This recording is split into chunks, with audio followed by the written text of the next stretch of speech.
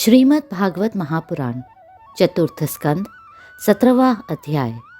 महाराज पृथु का पृथ्वी पर कुपित होना और पृथ्वी के द्वारा उनकी स्तुति करना। श्री मैत्रेय जी कहते हैं, इस प्रकार जब वंदीजन ने महाराज पृथु के गुण और कर्मों का बखान करके उनकी प्रशंसा की, तब उन्होंने भी उनकी बढ़ाई करके तथा उन्हें मनचाही वस्तुएं देकर संतुष्ट किया। उन्होंने ब्राह्मण आदि चारों वर्णों, सेवकों, मंत्रियों, पुरोहितों, पुरवासियों, देशवासियों, भिन्न भिन्न व्यवसायियों तथा अन्यान्य आज्ञानुवर्तियों का भी सत्कार किया।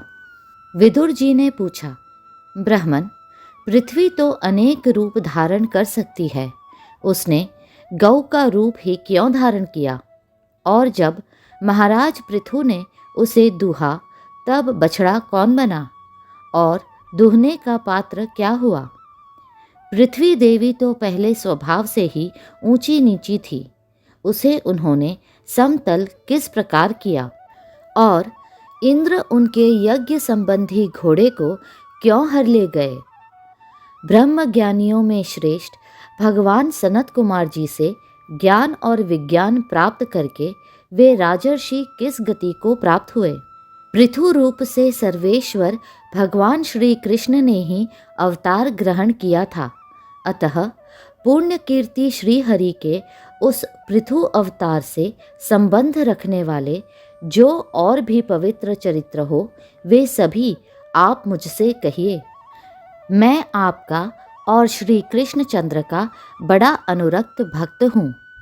श्री सूत जी कहते हैं, जब विदुर जी ने भगवान वासुदेव की कथा कहने के लिए इस प्रकार प्रेरणा की, तब श्री मैत्रेय जी प्रसन्न चित्त से उनकी प्रशंसा करते हुए कहने लगे।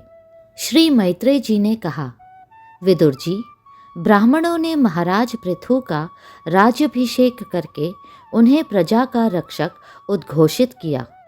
इन दिनों पृथ्वी अन्नहीन हो गई थी, इसलिए भूख के कारण प्रजाजनों के शरीर सूख कर काटे हो गए थे। उन्होंने अपने स्वामी पृथु के पास आकर कहा, राजन, जिस प्रकार कोटर में सुलगती हुई आग से पेड़ जल जाता है, उसी प्रकार हम पेट की भीषण ज्वाला से जले जा रहे हैं। आप शरणागतों की रक्षा करने वाले हैं और हमारे अन्नदाता प्रभु बनाए गए हैं, इसलिए हम आपकी शरण में आए हैं। आप समस्त लोगों की रक्षा करने वाले हैं, आप ही हमारी जीविका के भी स्वामी हैं। अतः राजराजेश्वर, आप हम क्षुधा पीड़ितों को शीघ्र ही अन्न देने का प्रबंध कीजिए। ऐसा न हो कि अन्न मिलने से पहले ही हमारा अंत हो जाए। श्री मैत्रेय जी कहते हैं, कुरुवर, प्रजा का करुण क्रंदन सुनकर महाराज पृथु बहुत देर तक विचार करते रहे। अंत में उन्हें अन्न अभाव का कारण मालूम हो गया। पृथ्वी ने स्वयं ही अन्न एवं औषध आदि को अपने भीतर छिपा लिया है।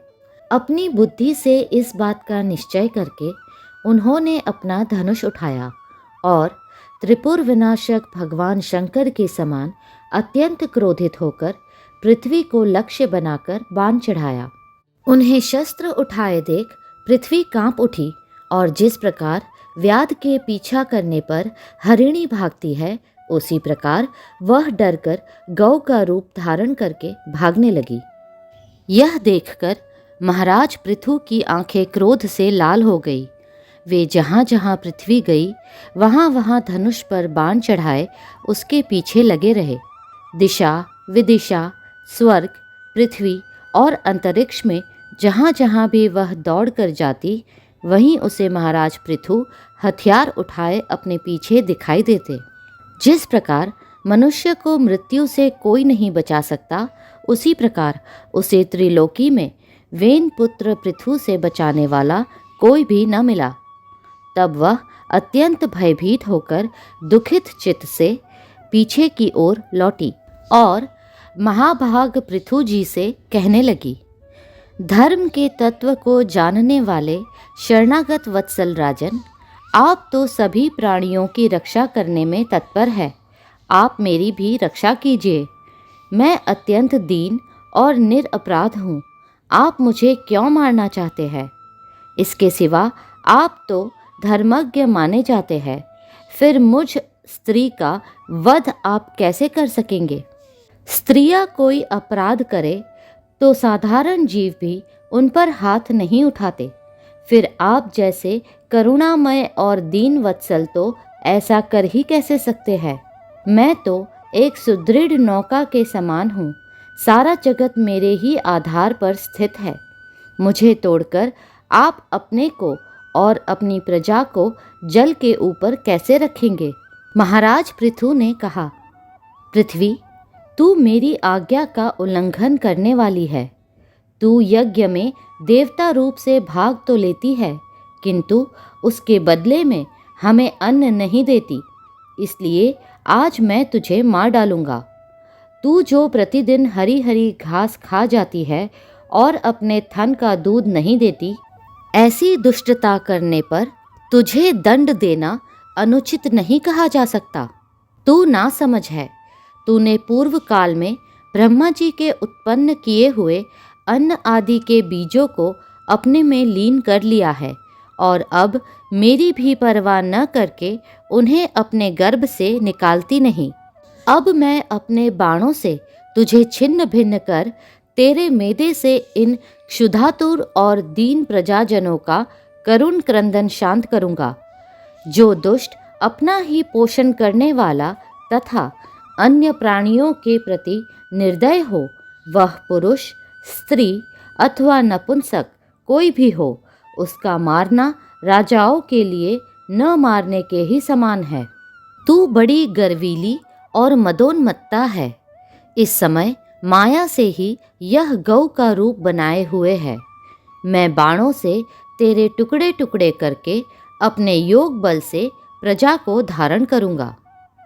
इस समय महाराज पृथु काल की भांति क्रोधमयी मूर्ति धारण किए हुए थे। उनके ये शब्द सुनकर धरती कांपने लगी और उसने अत्यंत विनीत भाव से हाथ जोड़कर कहा। पृथ्वी ने कहा, आप साक्षात परम पुरुष है तथा अपनी माया से अनेक प्रकार के शरीर धारण कर गुणमय जान पड़ते हैं। वास्तव में आत्मानुभव के द्वारा आप अधिभूत, अध्यात्म और अधिदेव संबंधी अभिमान और उससे उत्पन्न हुए राग द्वेष आदि से सर्वथा रहित है। मैं आपको बार बार नमस्कार करती हूँ। आप संपूर्ण जगत के विधाता है। आपने ही यह त्रिगुणात्मक सृष्टि रची है और मुझे समस्त जीवों का आश्रय बनाया है। आप सर्वथा स्वतंत्र है। प्रभु, जब आप ही अस्त्र शस्त्र लेकर मुझे मारने को तैयार हो गए, तब मैं और किसकी शरण में जाऊं? कल्प के आरंभ में आपने अपने आश्रित रहने वाली अनिर्वचनीय माया से ही इस चराचर जगत की रचना की थी और उस माया के ही द्वारा आप इसका पालन करने के लिए तैयार हुए हैं। आप धर्मपरायण हैं, फिर भी मुझ गौ रूप धारिणी को किस प्रकार मारना चाहते हैं? आप एक होकर भी मायावश अनेक रूप जान पड़ते हैं तथा आपने स्वयं ब्रह्मा को रचकर उनसे विश्व की रचना कराई है। आप साक्षात सर्वेश्वर है। आपकी लीलाओं को अजितेंद्रिय लोग कैसे जान सकते हैं? उनकी बुद्धि तो आपकी दुर्जय माया से विक्षिप्त हो रही है। आप ही पंचभूत, इंद्रिय, उनके अधिष्ठात्री देवता, बुद्धि और अहंकार रूप अपनी शक्तियों के द्वारा क्रमशः जगत की उत्पत्ति, स्थिति और संहार करते हैं। भिन्न भिन्न कार्यों के लिए समय समय पर आपकी शक्तियों का आविर्भाव तिरोभाव हुआ करता है। आप साक्षात परम पुरुष और जगत विधाता है। आपको मेरा नमस्कार है। अजन्मा प्रभो, आप ही अपने रचे हुए भूत, इंद्रिय और अंतःकरण रूप जगत की स्थिति के लिए आदि वराह रूप होकर मुझे रसातल से जल के बाहर लाए थे। इस प्रकार एक बार तो मेरा उद्धार करके आपने धराधर नाम पाया था। आज वही आप वीर मूर्ति से जल के ऊपर नौका के समान स्थित मेरे ही आश्रय रहने वाली प्रजा की रक्षा करने के अभिप्राय से पहने पहने बाण चढ़ाकर दूध न देने के अपराध में मुझे मारना चाहते हैं। इस त्रिगुणात्मक सृष्टि की रचना करने वाली आपकी माया से मेरे जैसे साधारण जीवों के चित्त मोहग्रस्त हो रहे हैं।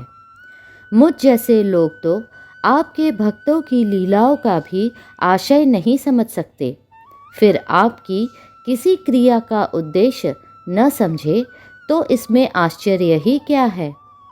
अतः जो इंद्रिय संयम आदि के द्वारा विरोचित यज्ञ का विस्तार करते हैं, ऐसे आपके भक्तों को भी नमस्कार है।